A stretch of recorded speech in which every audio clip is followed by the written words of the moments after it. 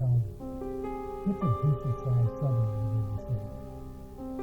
Right along the shoreline of Lake Michigan is a lighthouse that was built in 1873. Built with a long-standing landmark in the area which everybody will see as they go by on the shore now. It was a beacon kept during World War II for field areas. As kids growing up, we heard that it was haunted, but no one was told about it. We thought those were just stories to keep kids off the grounds. Right behind it was a beach that we hung out on all the time. There was lots of partying on the lake, but it was all just good fun. One evening, Mr. White decided to check out the grounds of the lighthouse. Next door was an kind of creepy, balcony store. We made our way up to the lighthouse, and nothing special was very happening. It was just a bit. We were about to go home when we heard really noise coming from the beach.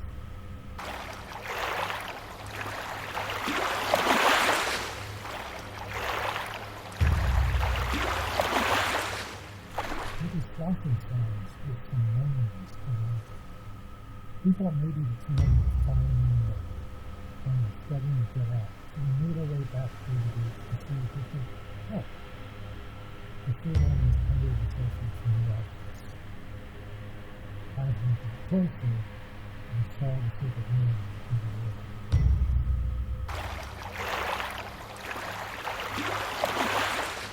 They were standing still, and I stopped at what we did, because we just felt something wrong. The streets was bothering me. I had a flashlight and I turned it on. I aimed it toward the man's side where it had the water, and saw that they were going to turn the water and change it. It looked like it was going under water.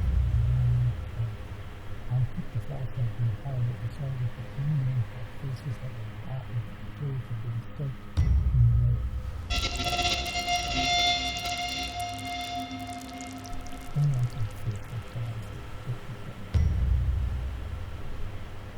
My stomach turned cold and I tried to stand the thing that came up with a bath and fixed it. I was rooted to the ground. It wasn't until my friend grabbed my shoulder that I was able to move. I turned and shook, falling to the ground and got my flashlight. My friend was dropped. As I struggled with my feet, I felt a wet, sliding hand on my ankle. It straight into the brain. I pulled away as fast as I could and the man stopped speaking.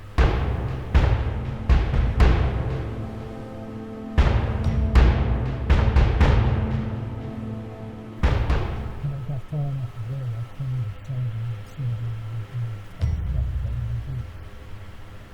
The dead sailor screamed at me. I turned to him. Finally stopped when I got to the lighthouse and looked back. This time, the beach was empty. We agreed to never tell anybody about this and made up some excuse that we were back by some friends. They were, for some reason, not to go back. I would later learn that many ships had gone down the lake, that many more Michigan water areas still a lighthouse was built. And maybe these days it was making their home.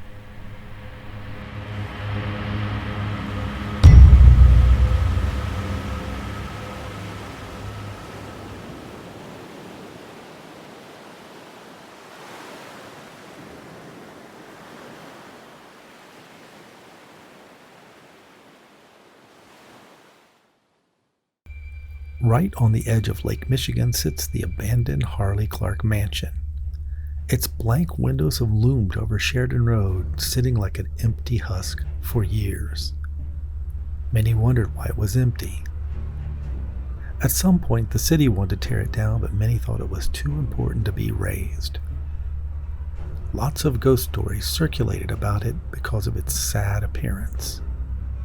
One rumor was the guy who built it had lost all his money in the stock market crash of 1929.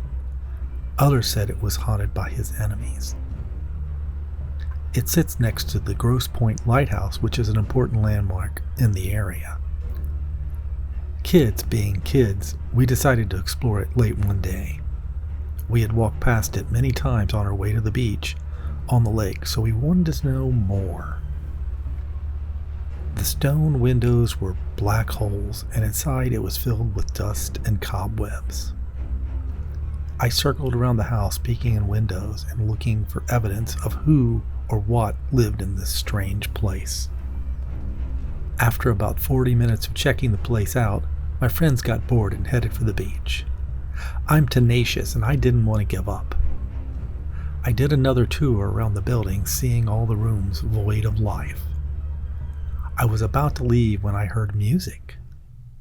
At first I thought it was either coming from the beach or even a house across the street, but they were many hundreds of feet away.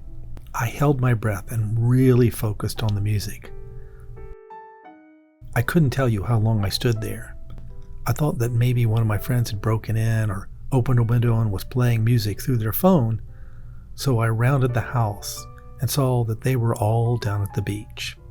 Eventually, I determined the music was coming from inside the house. I returned to the house and the music was louder. I came to a window that looked in and found a room that was in perfect shape, with ornate furniture, paintings on the wall, and expensive carpets. The focal point of the room was a woman in white who had her back to me, but she was playing the piano. It was a melancholy song. I was enthralled by the sound, but part of me knew what I was seeing was not part of this world. The music echoed off the walls. I don't know how long I stood there, and then suddenly the music stopped and the room was back to its abandoned state. I was stunned. I staggered away from the window and looked around. I saw the woman in white from the piano standing in the yard. She started floating towards me and I was stuck in place. Finally, I broke free and bolted out of there, never looking back. My friends didn't believe me when I told them, thinking I was just trying to scare them. I just decided to drop the whole thing. Later, I would learn that the owner of the house did have a mistress, and she wanted him to leave his wife, but he refused. Heartbroken, she walked into the lake and drowned. I think the spirit still comes back, hoping that she'll find her lost love.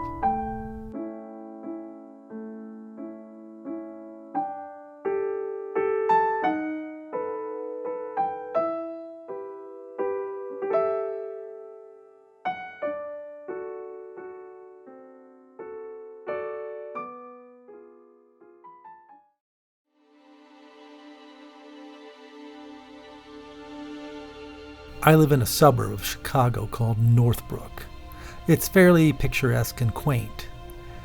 Each day I catch the train to my banking job in downtown Chicago because it's a great way to avoid the crushing drive. There's a small train station just a bit out of the downtown area of Northbrook, and the wait for the train is usually not too long. One day on a holiday, I had to go into the office, which did not make me happy in the least, but when the job calls, you gotta go. So there I was at the train station, killing time, waiting for the train. Not a lot of fun. So I was standing there alone, goofing off on my phone, when I glanced up and saw a strange-looking man way down the line. I couldn't tell if he was drunk or maybe a little crazy. He was jumping onto the tracks and off. It was weird. Then I heard the train coming down the tracks, and I began to worry that this guy was going to get hit. I yelled down at him to cut it out. He ignored me and kept stepping onto the tracks. The train was getting closer. I yelled at him again, and he looked up at me and smiled while standing on the tracks. He was too far for me to get to him, so I really started screaming at him to get off the tracks. There was no reaction from him. The train was barreling down on the station and him. It blew by me and I looked up and saw him just standing there, smiling. I looked away because I didn't want to see the impact.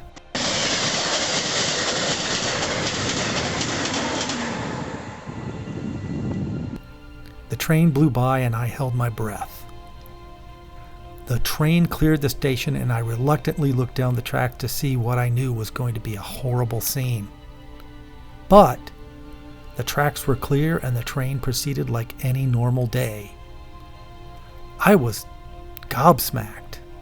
I couldn't explain it, and for a moment I thought I was losing my mind. So I went to a local bar and got a drink, not caring that it was going to make me late.